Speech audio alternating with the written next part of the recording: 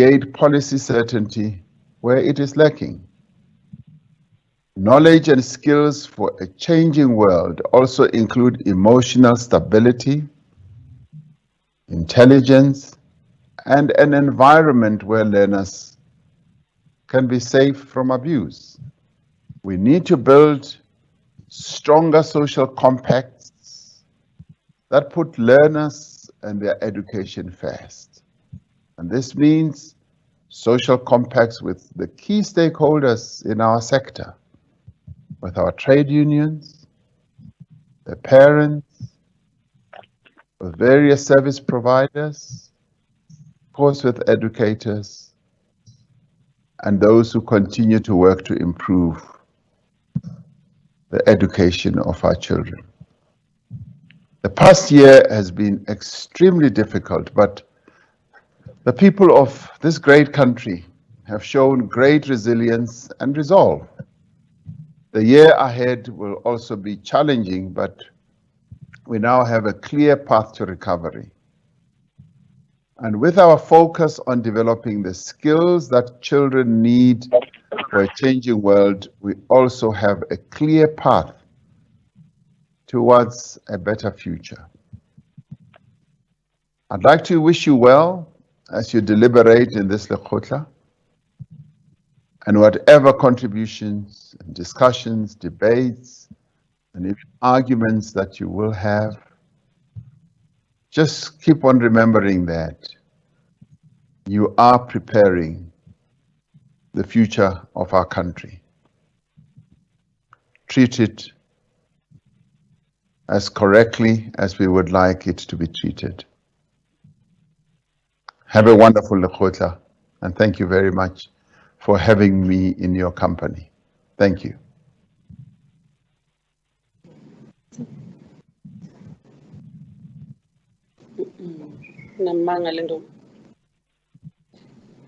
Thank you so much, Mr. President.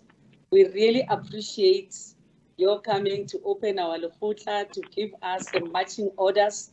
And we promise you, President, we are going to deliberate objectively and shape the education of our country to the best interest of the people of South Africa and your interest too, Mr. President. We are so honored to have you today. And now I will call Dr. Palio. I don't know whether the President will want to hear the analysis of the grade 12 results. I want to call Dr. Palio to give us the analysis of the 2020 class of grade 12, the analysis of the grade 12 results. Mr. President, in the event you leave, thank you so much. We really appreciate. Dr. Palio, over to you.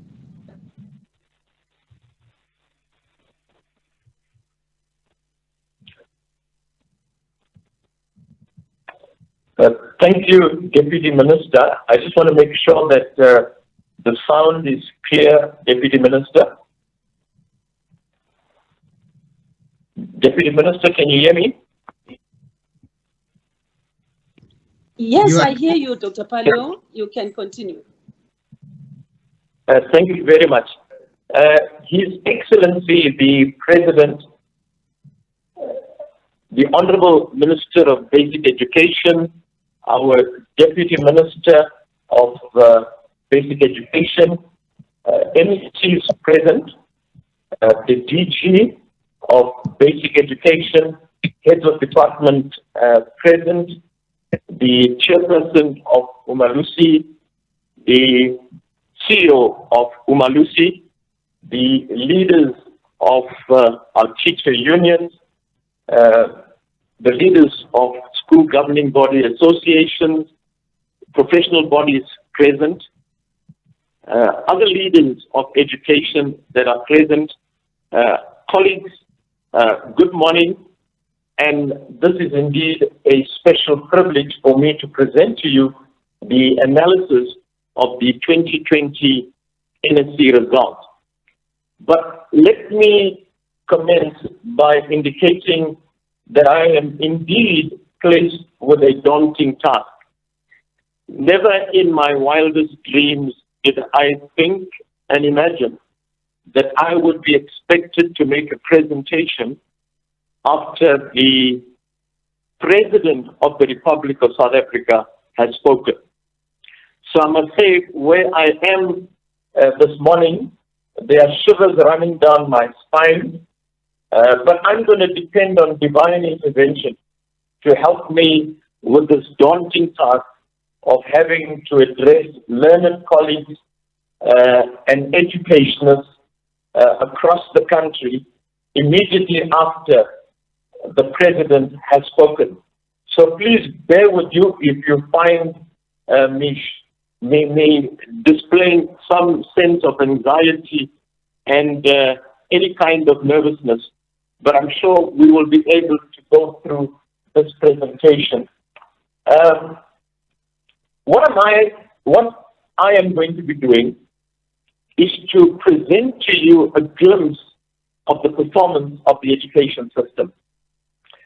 And in trying to do that, I'm merely going to present you with one slice of this very complex and complicated education system. But the importance of the slice that I am presenting is that it carries the cherry on the top.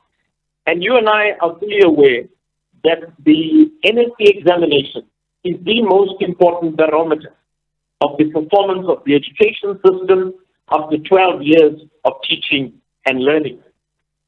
Now, in presenting to you the performance of the class of 2020, one needs to contextualize this class.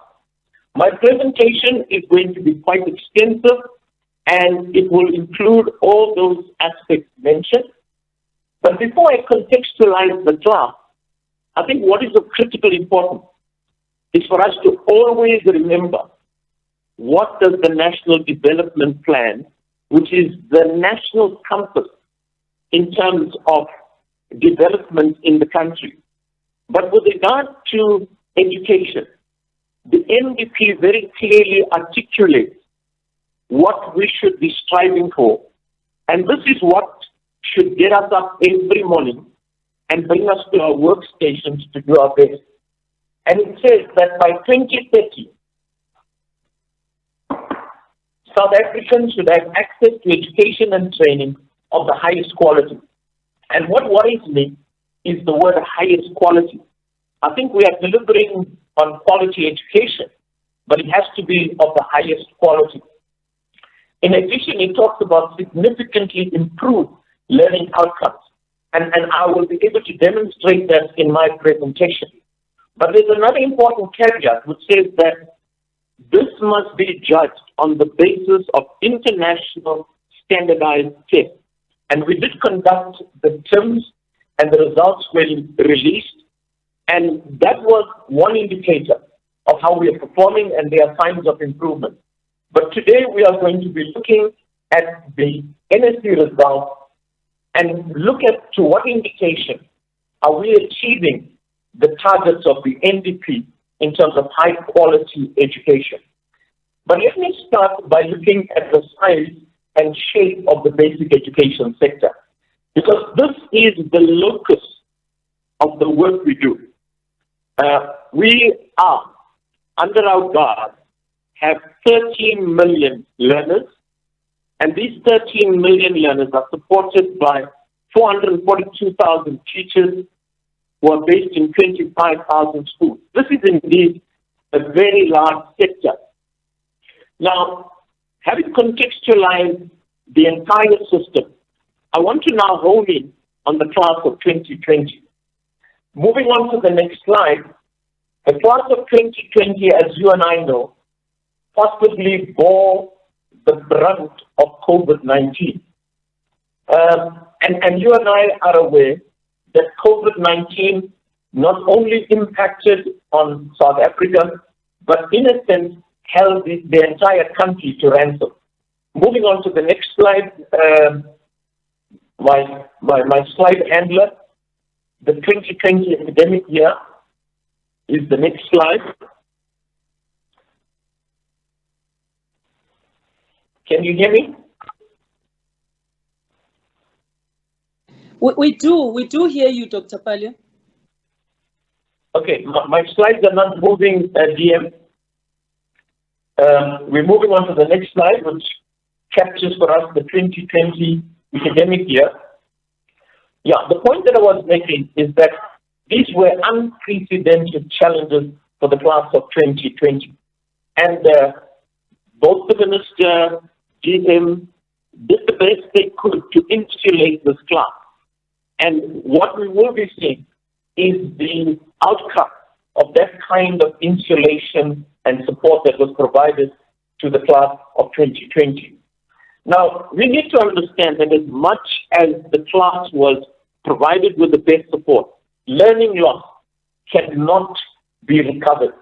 And we are hoping that during the career of these learners, that learning loss to some extent will be recovered, if not in totality.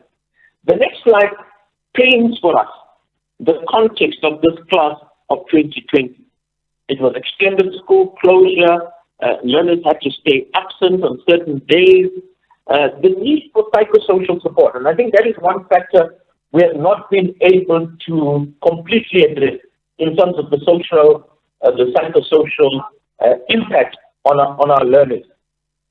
And teacher absenteeism, particularly in the case of teachers who had comorbidities and had to be at home, and schools had to now make do with the reduced number of teachers. Moving on to the next slide, we look at a more deeper profile of this class of 2020. It's a 7th cohort to sit for the NSC based on CAPS. The class entered grade 1 in 2009. And what is interesting is that they would have had 11 years of fairly stable and conducive teaching and learning.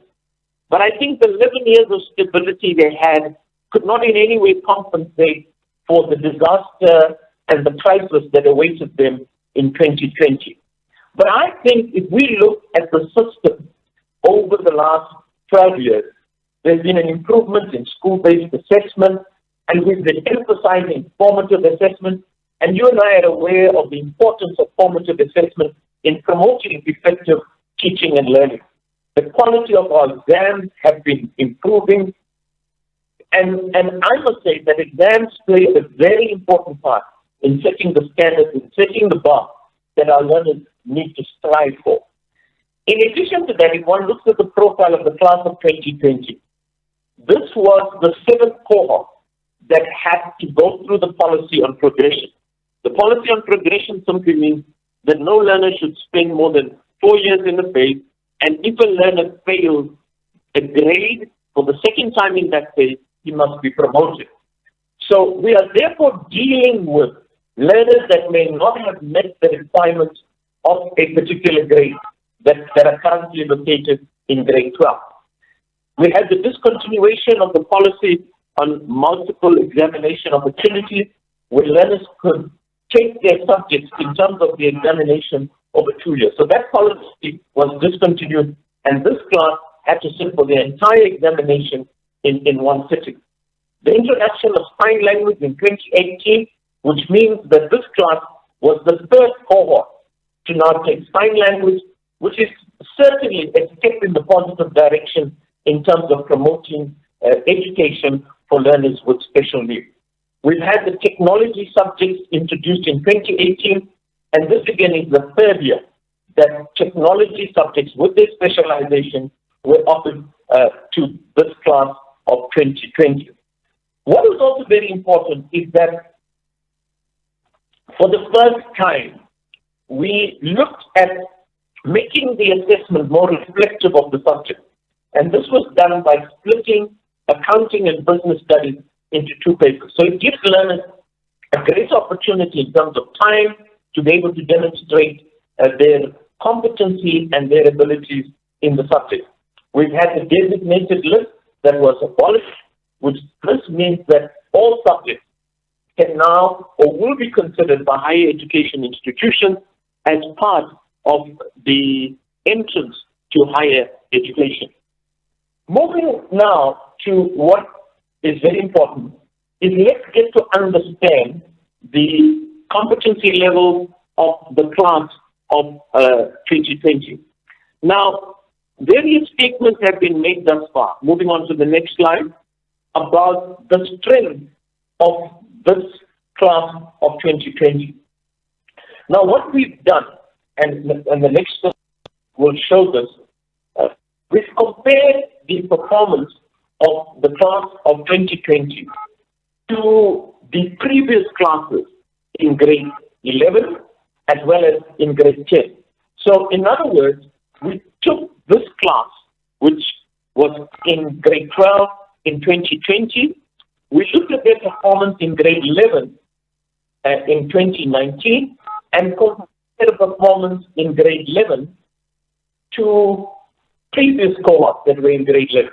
And we did the same in terms of the grade 10 cohort, or this cohort when they were in grade 10, and compared their performance to other cohorts when they were in grade 10.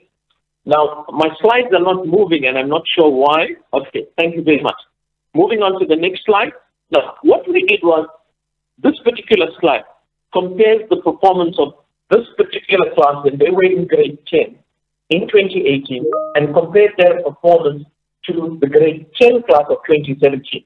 And if you look at this table, you find that across the board, the class of 2020, when they were in grade 10, did better than the cohort or the grade 10 cohort of 2017, except for life science.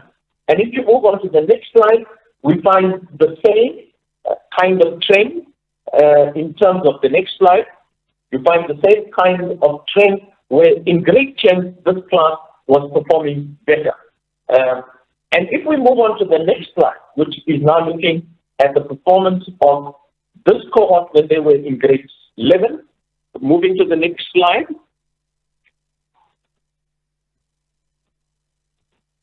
Next slide.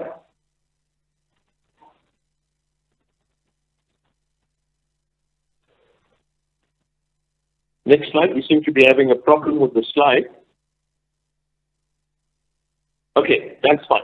Okay, now here again, if you compare the performance of this class when they were in grade 11 to the previous cohort in 2018, you find that across the board, their performance is better in grade 11. And if you move on to the next slide, we find the same trend. So this is some kind of an indication that this cohort is a stronger cohort.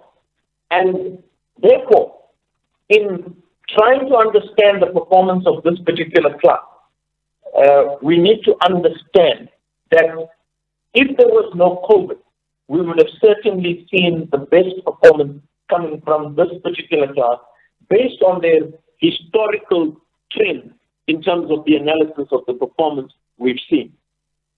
Now, given COVID-19, what did we do in terms of supporting this particular class? We now move on to the next slide, which is the support provided to the class of 2020. Now, we need to commend our provincial departments, together with the DBE under our Director General and his leadership, that have gone out of their way, as I indicated earlier, to insulate this class, to make sure that even though other classes may be negatively impacted, that this particular class is well supported. And on the next slide, we look at the 6 key areas in terms of DBE support that was provided to this class of 2020, which included the DG's monitoring visits in terms of going personally to each of these centers where there was additional support and to make sure that what was indicated in the plan was in fact being accomplished. There was direct curriculum support activities, teacher development support. ICT played a very important part in terms of dealing with the fact that there could not be face-to-face engagement at classroom level in times when schooling was disrupted. LTFM provision and monitoring of extra weekend and vacation classes. Now that was the DBE support. In terms of support provided by the PEDs, which also was more or less in the same vein. And so there was this double-pronged support coming from DBE as well as the PD. I know the time is against me, so I'm going to try and move a little faster. Now the next slide provides you with a picture of our DG in action at the point where the learning support was taking place. So in summary, I think we can conclude that despite COVID-19, there were innovative measures that were brought to bear to support this class. And while significant efforts have been made to recover the academic year and provide the extraordinary support to the learners, the total impact of the abnormal educational context will remain unknown. And we know that various researchers, together with the department, are looking at exactly what the learning losses are. And I'm sure we'll get closer in terms of our understanding of the learning losses. Now let's move to the class of 2020. Now, what is important about the class of 2020 is that they wrote the exam together with candidates that would have written the June exam in May, June 2020. So in total, we have what we're calling a combined examination of over 1 million learners that combine NSC candidates, senior certificate candidates, and also your MEO candidates from 2019. The next slide gives you an indication of the scale of this very large examination that we managed. There are two parts now. We had a total of, previous slide. Okay, yeah. We had 80,000 invigilators that had to accommodate and supervise the over 1 million learners. We had 45,000 different markers from the 9 provinces, and all of this indicates to us that this is indeed a mammoth task, and the fact that it has been accomplished successfully was certainly as a result of divine intervention. The next slide gives us an indication of the numbers that were in full-time enrollment. And here we're looking at the learners that were at school. So I'm not looking at the total of the 1 million learners that wrote. Now, it's interesting that in 2016, we had the highest number. That was the year in which we introduced the policy of progression. So a large number of learners were moved into grade 12. And thereafter, our numbers have remained fairly stable. Even though there has been a small drop from 616,000 to 607,000, you will find later that we've had an increase in the number that wrote. So this is giving you an indication of the drop in enrollments from 2019 to 2020. And I think what is important here is to look at the provinces and where there were bigger drops when comparing 2020 enrollment to 2019. Now here comes this very important slide. The next slide. Now, the point I made is that there has been a drop in total enrollment. Now, enrollment would be the number that registered to write the examination.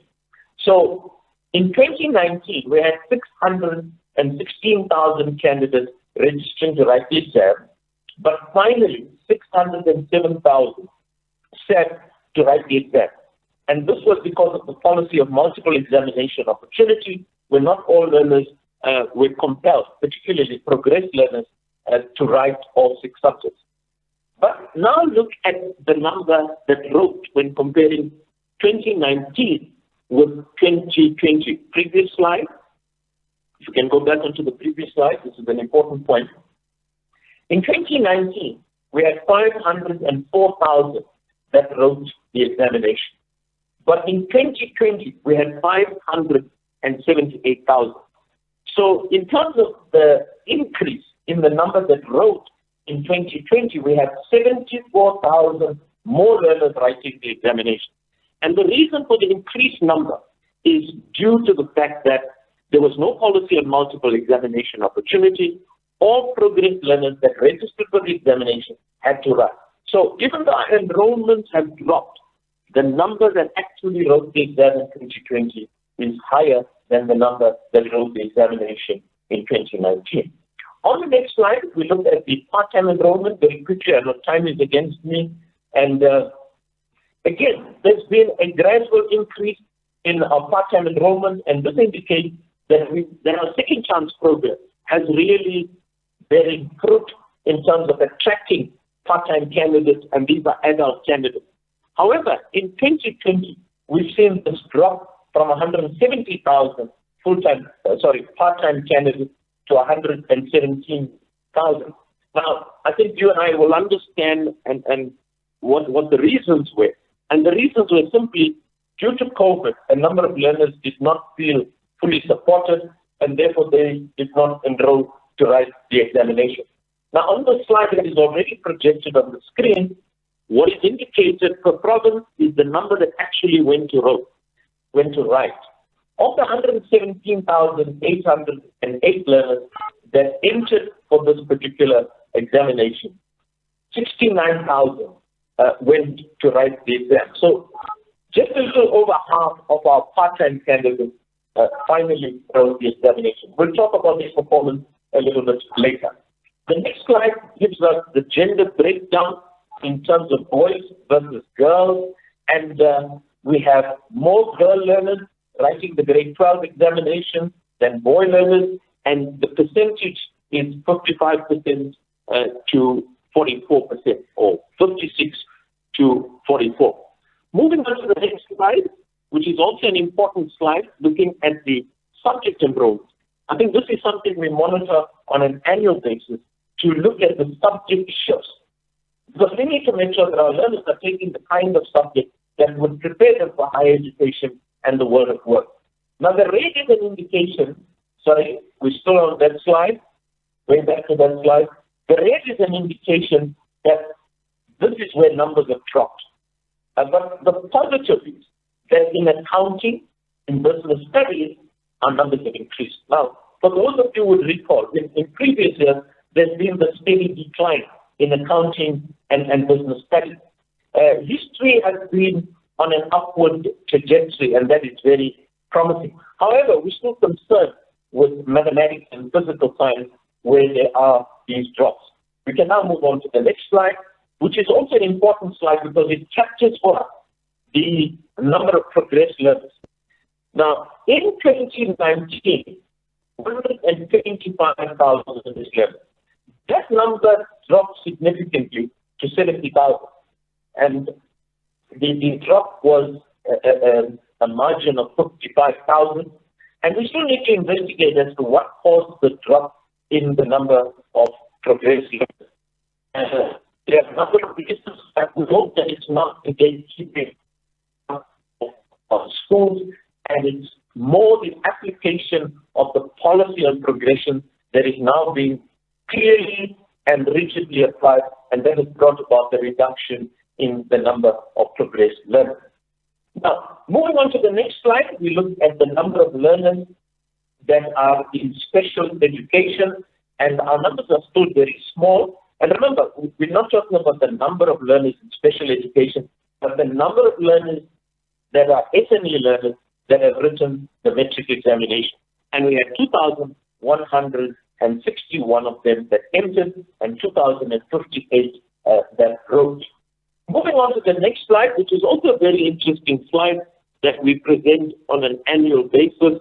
The next slide, which gives us the age analysis. In terms of the age analysis, we look at the grade 12 class, next slide, in terms of the different age categories. And on this slide, we have separated the boys and the girls. Now, the bulk of our learners that are in grade 12 are 18 years of age. There are almost 67% of them that are 18 years of age, and another 44% that are 19 years of age. But what is important here is that if you look at the 18-year-olds, we have more girls than boys. But as soon as you move to the 19-year-olds, we find that there are more boys than girls. And as you go to the older cohort, 20 and 21, we find that the number of boys increases quite significantly. So this is an important point. I think all our efforts in terms of promoting the girl learner are beginning to bear a positive outcome. This is just comparing the age distribution of the 2019 and 2020, and we find that it is more or less the same. But let me move a little bit faster in the interest of time. We also monitor those that have been in correctional services and have been afforded a second opportunity while at correctional services. And we have 133 of them that wrote the examination on a full-time basis. 133 entered, 124 wrote. And also, there is a part-time cohort in prison, and there were 55 of them and 48 wrote. Looking at social grant enrollment, and I'm sure that our president will be quite impressed that we're monitoring performance of learners that receive social grants. We have what we call active and inactive participants. An active social grant recipient will be one that receives the social grant in his or her grade 12 year. An inactive social